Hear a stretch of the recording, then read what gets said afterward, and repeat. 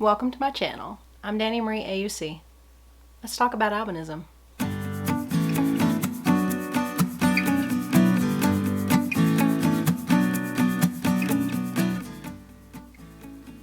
So I'm a person with albinism. I have albinism, I am albino. I'm fine with any of those terms, unless of course it's said to me in an offensive way, which has happened in the past. But the preferred term, of course, is person first. So you're a person with albinism, you're a person who is legally blind, you're a person with, say, autism, you're a person with depression. It's preferable to word them in a way that puts the person before the disorder. So what is albinism? Albinism in general is a genetic condition, which means those who have it were born with it. And it's recessive, which means that both parents must carry the gene to pass it on to their children.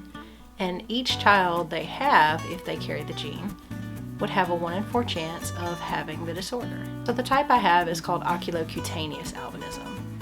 Oculocutaneous is just a really fancy word that means it affects the eyes and the skin. So oculo meaning eyes, cutaneous meaning skin. So we'll shorten it to OCA so that I don't have to keep saying oculocutaneous. So OCA, as I said, affects the skin, hair, and eyes. So it affects the skin in that it affects the amount of melanin your body has, and melanin affects the amount of pigment in your skin, hair, and eyes. So because I have very little of that, I have very little pigment. I am pretty pale. I struggle to find foundation that matches. I have struggled to find a mascara, or in my case, a mascara primer that I can use on my white eyelashes. So pigment is the thing that protects your skin from UVA, UVB rays. And because I don't have it, that means that I burn really quickly. So I could be outside for 30 minutes and essentially come back in with a light sunburn.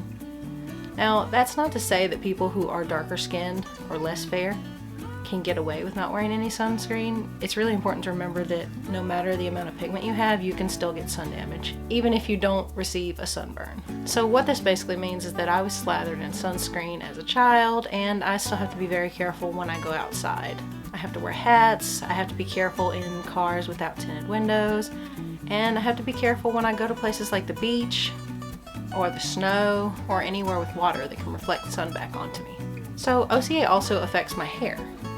Because the amount of melanin dictates the amount of pigment, it also dictates the color of your hair. So again, because I have very little, I have very white hair. It's platinum blonde. I know, most people pay hundreds of dollars and spend days in the salon trying to get this color. I appreciate that now, but I hated it as a kid. I hated it. Really, it made me stand out. I got called Q-tip way more times than I can count. It wasn't any fun. It looked horrible in pictures. I always looked washed out. It would just be me, a big giant white blob with red eyes, because flash. But as I grew, I really learned to appreciate it. I learned that I could dye it any color I want. As you can see, it's purple right now. I have done purple, pink. I used to have black in it pretty often. I've had green, teal, salmon, and several other colors. It's really grown on me now, especially since I've learned how to take pictures that don't come out looking like a big white blob with red eyes. So pigment also plays a really important role in your eyes. It dictates the color of your eyes, but also that color in your eyes is what protects your eyes from UVA and UVB rays as well. Because I don't have any of that in my eyes, they're very sensitive to sunlight. So I have something called photophobia, or light sensitivity. Photophobia can essentially really severely limit my vision when I'm outside, or when I'm in overcast weather, or when I'm in a brightly lit room, or trying to use a softbox light, taking a video. I actually have my softbox about this size pointed at the roof so that I'm not staring directly into a bright light. OCA leads to the underdevelopment of the optic nerve and the underdevelopment of something called the fovea. And the fovea is the part of the eye that is responsible for fine central vision. So what these two together mean is that most people with albinism will never have corrected vision like that of people without albinism, people who are normally sighted. Other issues that result from albinism include nystagmus. So that is the involuntary muscle like shaking So my eyes personally will shake side to side. Other people have vertical nystagmus, which means their eyes shake up and down. That particular condition does get worse when we get tired, we get anxious, stressed, or when we've been using our eyes a lot. So if I've been working on the computer a lot, or even something fun like playing video games or reading a lot, my eyes will get way worse. No, I don't usually notice it until I'm getting very tired and they've gotten worse. Other issues include crossed eyes. So I had very badly crossed eyes when I was a kid. I actually had 3 muscle surgeries to fix my crossed eyes, which made them appear normal, but also helped to fix my vision a little bit. So when you have crossed eyes, your eyes are doing this. They're looking in basically into the same spot, which ends up resulting in double vision. And that can be a bit disorienting. Another issue that people with albinism can have is a lazy eye. So that can mean one of your eyes isn't working as well as it should. So to fix that, I had a patch put on my good eye so that my lazy eye would learn to work a little bit better. So what do I see? That is the million-dollar question. That's the thing that everybody wants to know, that is also the hardest to explain. So because my visual acuity is very poor, it best corrects indoors to about 2400, people assume that what I see is blurry, and that's not the case. I like to think of it like this. We're all sitting in a football stadium, or soccer, baseball, whatever. And you guys with normal vision have a set of binoculars. And you can see all the little details like the jersey numbers, the drink can the guy sitting in front of you, etc. While I'm sitting there without my binoculars, I can see that there's a game going on. I can see that there's a guy in front of me with a drink in his hand, and I can see that there are people down there doing something. But I can't really tell what jersey number they're wearing. I can't really tell what they look like or what ethnicity they are or what their hair color is. So I mentioned photophobia before. Photophobia plays a really huge role in my vision. Say I'm at that same stadium and it's outdoors, where indoors my vision corrects to about 2400. And what those numbers mean is that somebody with normal vision, say 20/20, can see something at 400 feet, whereas me with my 2400 vision have to be 20 feet to see the same thing that they can see at 400 feet. Photophobia severely limits my vision. So one, I don't have the pigment in my eye that blocks out some of the light to protect it. So when I'm outside, I'll be squinting, and that in itself can really limit vision. Like, it can really limit your vision field. So like normally I can see about to here, but it would limit my visual field to about here. So if I'm looking to cross the street, I literally have to crane my head this way and that way, cover my eyes a little bit, and hope for the best.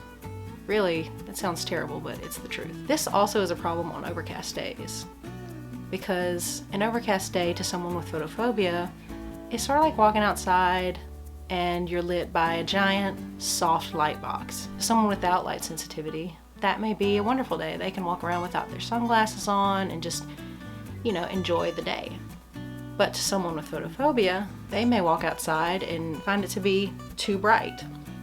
So I'll have to put on my sunglasses. I'll have to be careful in cars without tinted windows as well, because those are also very bright. So I'm gonna link my blog post where I describe all of these eye conditions in detail below in the description for you guys. Check it out if you enjoy reading or if you just want to know more. I also have a really solid resources page that has links to where I got some of this information and has links to resources for those of you who want to learn more about albinism or any of these eye conditions specifically. So I want to talk about the huge spectrum that is albinism. So I talk about myself, and I am essentially one end of the spectrum. I am very fair, I have very poor vision, and I have very sensitive eyes. So essentially I have some of the least amount of pigment that I've seen in most people with albinism.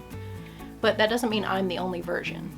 So albinism as a genetic condition is really varied. You have various types, like OCA alone has OCA1, OCA1A, OCA1B, OCA2, and it goes on and on and on. People with albinism come in all shades, races, and ethnicities. Yes, a person can be African American and have albinism.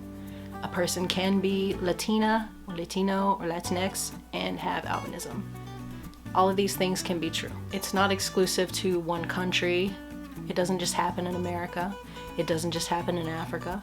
It happens all over the world. So people with albinism can be anywhere from my very light skin tone and hair color and visual acuity all the way up to, say, looking very much like a person without albinism. They can have blonde hair, some even have closer to dirty blonde hair, and have pretty normal skin tones. Some develop pigment around puberty as well. The vision of albinism is also a huge spectrum. So I mentioned my acuity. 2400 is corrected. I start at around 2800 without my glasses. But there are people who are anywhere between where I'm at and worse to, say, 2080, 2060, or better. And some even have vision that corrects well enough so that they can drive. There's also another major form of albinism called ocular albinism. People with ocular albinism essentially have all the vision elements that come with OCA, but without the effects to their skin color and hair color.